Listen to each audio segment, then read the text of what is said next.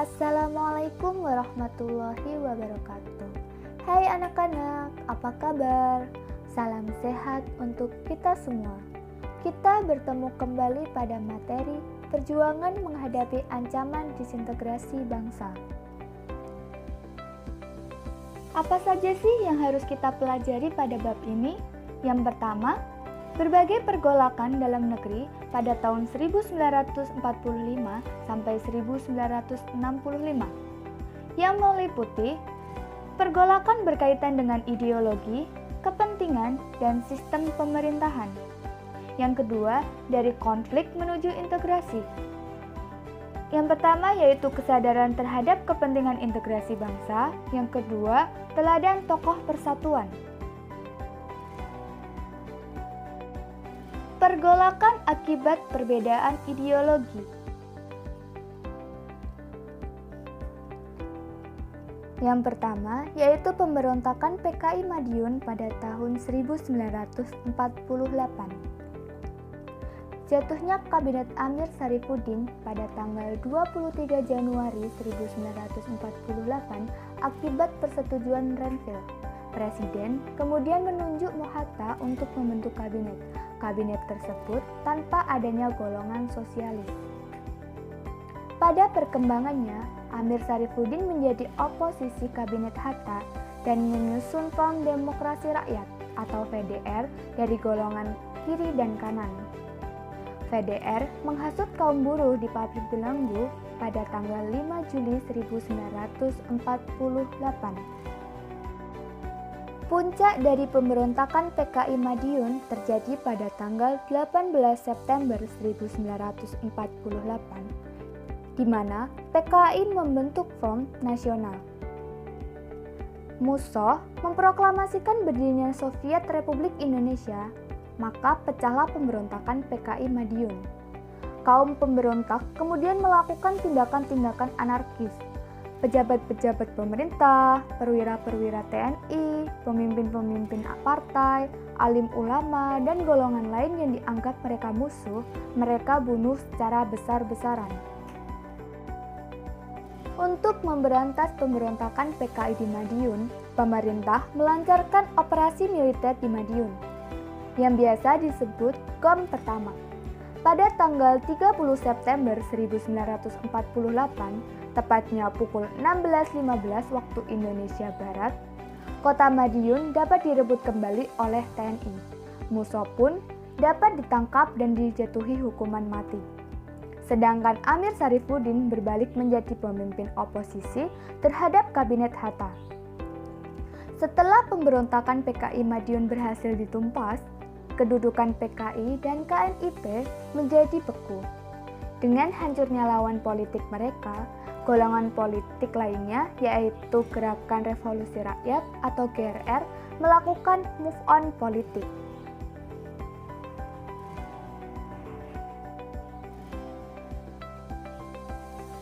Yang kedua yaitu pemberontakan DITII. Pemberontakan ini dipimpin oleh SM Kartosoewirjo. SM Kartosoewirjo merupakan anggota Partai Masyumi sejak masa penduduk Jepang dan bahkan terpilih sebagai komisaris Jawa Barat. Cita-cita dari Kartosoewirjo yaitu ingin membentuk negara Islam di Indonesia. Pemberontakan DITII dilatar belakangi oleh kekecewaan terhadap perjanjian Renville. Pada 7 Agustus 1949 membentuk Gerakan Darul Islam atau DI dan Tentara Islam Indonesia atau TII di Tasikmalaya, Jawa Barat. Selain itu, Gerakan NII atau Negara Islam Indonesia yang bertujuan untuk menjadikan Republik Indonesia sebagai sebuah negara yang menerapkan dasar agama Islam sebagai dasar negara. Proklamasi Negara Islam Indonesia atau NII menyatakan dengan tegas bahwa kewajiban negara untuk membuat undang-undang berdasarkan syariat Islam dan menolak keras terhadap ideologi selain Al-Quran dan Hadis atau yang sering mereka sebut dengan hukum kafir. Perkembangan pemberontakan DITII. DITII menyebar ke berbagai daerah dengan cepat. Beberapa daerah yang menjadi basis pemberontakan DITII yaitu Jawa Tengah yang dipimpin oleh Amir Fattah, Sulawesi Selatan yang dipimpin oleh Kahar Muzakar, Kalimantan Selatan yang dipimpin oleh Ibnu Hajar, dan yang terakhir yaitu Aceh yang dipimpin oleh Teuku Daud Beu Reu. Untuk menumpas pemberontakan DITII, pemerintah melakukan sejumlah operasi militer dan cara damai. Yang ketiga yaitu pemberontakan G30 SPKI. Komunis dapat tumbuh dan berkembang di Indonesia diawali dengan adanya konsep Nasakom, yaitu nasionalisme, sosialisme, dan komunisme, yang dicetuskan oleh Presiden Republik Indonesia pertama, yaitu I.R. Soekarno. Golongan komunis dapat berkembang karena berhasil menjadi salah satu pemenang dalam pemilu pertama saat dipimpin oleh Baharudin Harahap yang dilakukan pada tahun 1955. Latar belakang pemberontakan G30 SPKI yaitu terdapat persaingan antara PKI dan Angkatan Darat dalam percaturan politik Indonesia. Jalannya pemberontakan yaitu pada tanggal 30 September 1965, pasukan PKI di bawah pimpinan Letnan Kolonel Untung Sutopo menculik dan membunuh sejumlah petinggi Angkatan Darat anti-komunis. Penumpasan pemberontakan G30 SPKI yang pertama menetralisir pasukan-pasukan yang berada di sekitar lapangan Merdeka. Yang kedua, merebut gedung RII dan kantor pusat telekomunikasi. Yang ketiga, membersihkan pangkalan udara Halim Perdana Kusuma. Dokumen penting dalam pemberontakan G30 SPKI yaitu Super Semar atau Surat Perintah 11 Maret. Selain itu, terdapat tokoh di balik peristiwa G30 SPKI. Yang pertama, adanya campur tangan dari Amerika Serikat yaitu CIA. Yang kedua, dalang pemberontakan G30 SPKI yaitu PKI itu sendiri. Yang ketiga, kelompok kedua menyimpulkan bahwa Soeharto berada di balik pemberontakan G30 SPKI. Yang keempat, Bung Karno dituding sebagai dalang pemberontakan G30 SPKI. Berikut adalah korban-korban dari pemberontakan G30 SPKI.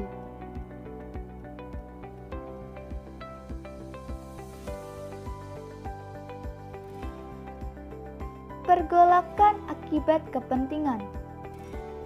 Yang pertama yaitu pemberontakan APRA atau Angkatan Perang Ratu Adil. Pemberontakan ini dilatar belakangi karena ketidakpuasan pejuang terhadap kebijakan Republik Indonesia Serikat. Gerakan ini muncul pada bulan Januari 1950 di Jawa Barat yang dipimpin oleh Kapten Raymond Westerling yang berdinas sebagai tentara kerajaan Belanda atau KNIL. Gerakan APRA memanfaatkan kepercayaan rakyat akan datangnya Ratu Adil dan menuntut diakui sebagai negara federal. Namun sebenarnya tujuan gerakan APRA yaitu tetap berdirinya negara Pasundan dan APRA sebagai tentara negara Pasundan. Jalannya pemberontakan membunuh ratusan pasukan divisi Siliwangi dan menguasai beberapa kota di Bandung.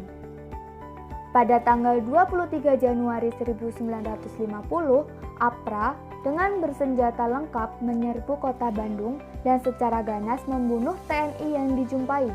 Gerakan ini berhasil menduduki markas divisi Siliwangi. Akhir pada tahun 1950, pasukan APRA mulai tercerai-berai. Akhir pemberontakan APRA terjadi pada saat pemerintah Republik Indonesia Serikat segera mengirimkan pasukan bantuan ke Bandung. Pasukan ini mendesak APRA agar segera meninggalkan kota Bandung. Dengan bantuan penduduk APRA berhasil dilumpuhkan. Pada tanggal 22 Februari 1950, Westerling berhasil melarikan diri ke luar negeri. Oleh karena itu, pasukan APRA kembali bergabung dengan pasukan APRIS. Yang kedua yaitu pemberontakan Andi Aziz.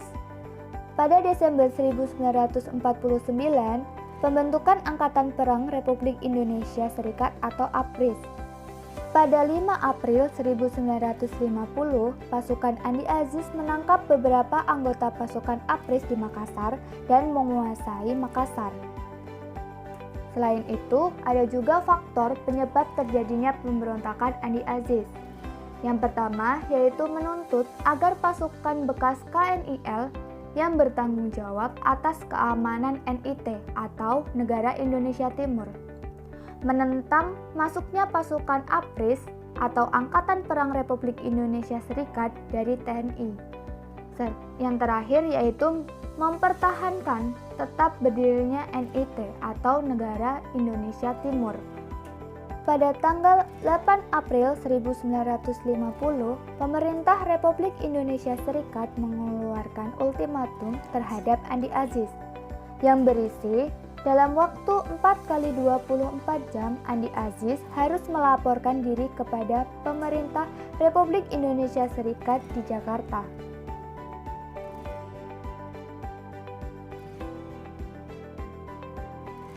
Yang selanjutnya yaitu pemberontakan RMS atau Republik Maluku Selatan yang terjadi pada tanggal 25 April 1950 yang dipimpin oleh DR CRS Saumokil.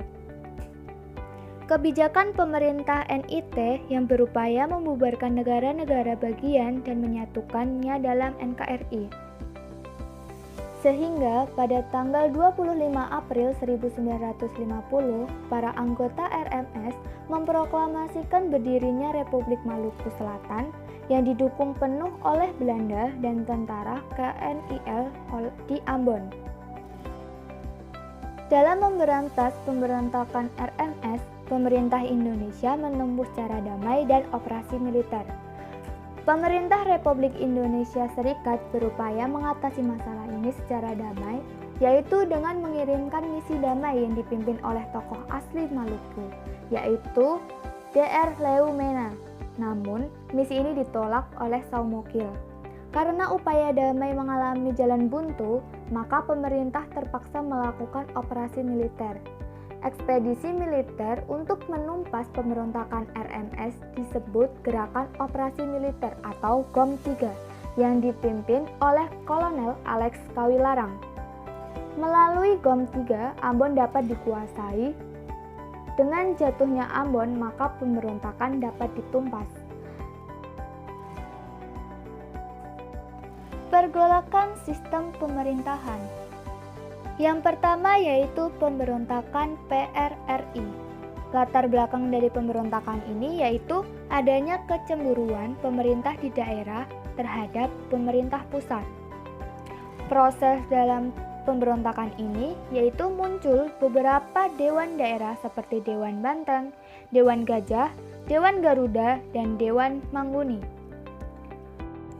Penumpasan pemberontakan ini yaitu meliputi pemerintah melakukan operasi militer seperti Operasi Tegas yang dipimpin oleh Letkol Kaharudin Nasution dengan sasaran daerah Riau, Operasi 17 Agustus yang dipimpin oleh Kolonel Ahmad Yani dengan sasaran daerah Sumatera Barat, Operasi Sadar yang dipimpin oleh Letkol DR Ibnu Sutowo untuk daerah Sumatera Selatan, dan Operasi Merdeka. Yang kedua yaitu pemberontakan Permesta. Latar belakang dari pemberontakan ini yaitu tidak puas dengan pembagian alokasi biaya pembangunan dari pemerintah pusat. Pada 2 Maret 1957, Brigjen Samuel memproklamasikan Piagam Perjuangan Rakyat Semesta atau Permesta di Makassar. Pemberontakan ini juga melancarkan operasi gabungan, yaitu Operasi Merdeka yang dipimpin oleh Letkol Rukminto Hendra Diningrat dan Operasi Satamarga oleh Letkol Surmarsono. Pada tahun 1961, pemerintah pusat melalui Kopres nomor 322/1961 memberikan amnesti dan abolisi bagi orang-orang yang terlibat dalam permesta.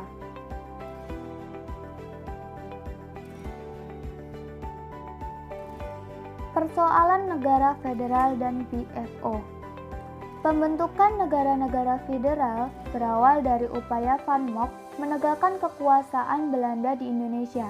Pada Mei 1948, negara-negara federal mengadakan pertemuan yang disebut Bijeenkomst van Federal Overleg atau BFO, yang menyebabkan golongan federalis atau pro-Belanda yang ingin mempertahankan bentuk federal. Golongan federalis atau pro-republik yang ingin mempertahankan bentuk kesatuan. Dalam perkembangannya, muncul ketidakpuasan di negara-negara bagian Republik Indonesia Serikat.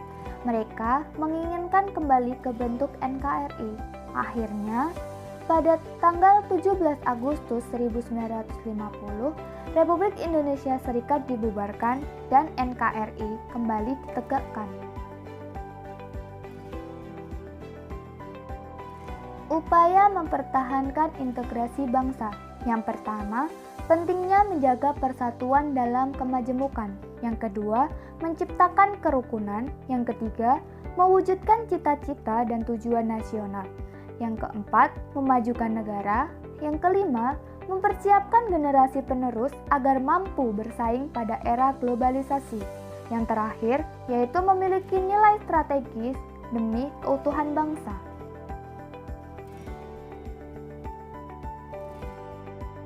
Dan selanjutnya yaitu teladan tokoh. Tokoh Papua yang pertama Frans Kaisiepo. Beliau menggagas Partai Indonesia Merdeka atau PIM pada tahun 1946, mengganti nama Papua dan Nederlands Nieuw Guinea menjadi Irian, ikut Republik Indonesia anti-Netherlands. Merancang perlawanan rakyat Biak. Yang kedua yaitu Silas Papare. Beliau membentuk Komite Indonesia Merdeka atau KIM pada tahun 1945. Membentuk Partai Kemerdekaan Irian Indonesia atau PKII. Mendirikan Badan Perjuangan Irian di Yogyakarta pada tahun 1949. Yang ketiga yaitu Martin Inde. Beliau merencanakan perlawanan melalui Partai Indonesia Merdeka atau PIM, memimpin aksi protes didukung delegasi 12 suku.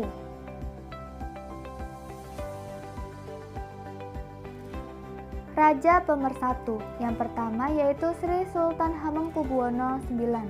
Beliau mengatakan Kesultanan Yogyakarta bagian dari Republik Indonesia pada tahun 1945. Memberikan jaminan keamanan penyelenggaraan pemerintah Indonesia selama masa revolusi kemerdekaan. Yang kedua yaitu Sultan Syarif Qasim II.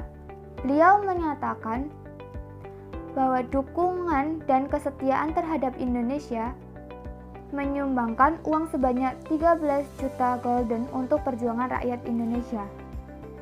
Beliau juga mengajak raja-raja di Sumatera Timur untuk memihak Republik Indonesia. Pejuang perempuan yaitu Opu Daeng Risoju. Beliau bergabung dengan Partai Serikat Islam Indonesia atau PSII. Menjadi ketua PSII Palopo pada tahun 1930. Aktif berjuang melawan kolonialisme Belanda. Turut terlibat pertempuran dengan Belanda pada masa awal kemerdekaan. Yang selanjutnya yaitu pejuang seni. Yang pertama Ismail Marzuki. Beliau menciptakan lagu-lagu bernuansa perjuangan. Lagu-lagunya mampu menggugah semangat juang dan jiwa nasionalisme bangsa Indonesia. Yang kedua yaitu Muhammad Yamin. Beliau berjuang melalui pemikiran politik dan karya sastra. Beliau juga menyumbangkan konsep Pancasila dan Undang-Undang Dasar 1945. Pejuang pemberontakan. Yang pertama ada Aha Nasution, memimpin Divisi Siliwangi, menjadi Kepala Staf Angkatan Darat dan Menteri Keamanan Nasional. Yang kedua yaitu Ahmad Yani. Beliau menumpas DITI dan PRRI, namun beliau menjadi salah satu korban peristiwa G30 SPKI. Yang ketiga yaitu MT Haryono, yaitu menolak rencana PKI membentuk Angkatan 5. Beliau juga menjadi korban dalam peristiwa G30 SPKI pada tahun 1965. Yang terakhir yaitu Slamet Riyadi. Beliau menjadi kepala komandan setiap peristiwa perlawanan di Surakarta. Beliau juga terlibat dalam penumpasan DITI Jawa Barat dan RMS. Pemikir bangsa yaitu Muhammad Hatta. Muhammad Hatta berpendapat rasa nasionalisme atau kebangsaan muncul karena adanya perasaan senasib yang dirasakan dalam diri bangsa Indonesia. Nasionalisme juga ditemukan oleh adanya kesadaran terhadap persamaan dan tujuan.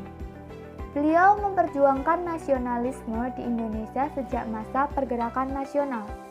Pemikirannya menjadi pijakan utama dalam integrasi nasional.